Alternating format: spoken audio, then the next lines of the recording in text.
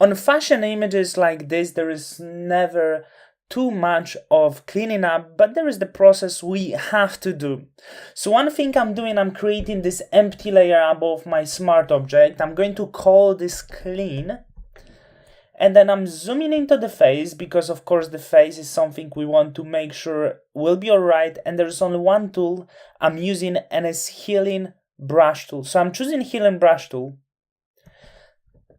Of course, I'm choosing the right size of it. I'm making sure my sample is current below, as I want to work on this current layer as well as on the below layer.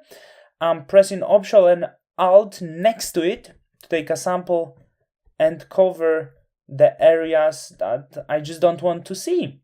So super simple. Of course, you can make sure that you will cover the hair. And few things that I have to mention here: make sure your background is clean, because sometimes our lens might appear a little bit dirty. So on the background, sometimes we might have the spots, some dots that will be a dark gray dots. It means our lens or something around the camera wasn't clean. So it's really common issue.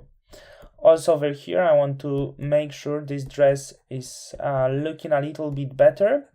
So I love to work with healing brush, but there is other tool that you could use, and it's of course clone stamp tool. But clone stamp tool, I usually work with soft edged brush, and everything else is the same current below, and it's more to fix the areas. It would be easier to fix the areas around the clothes, etc.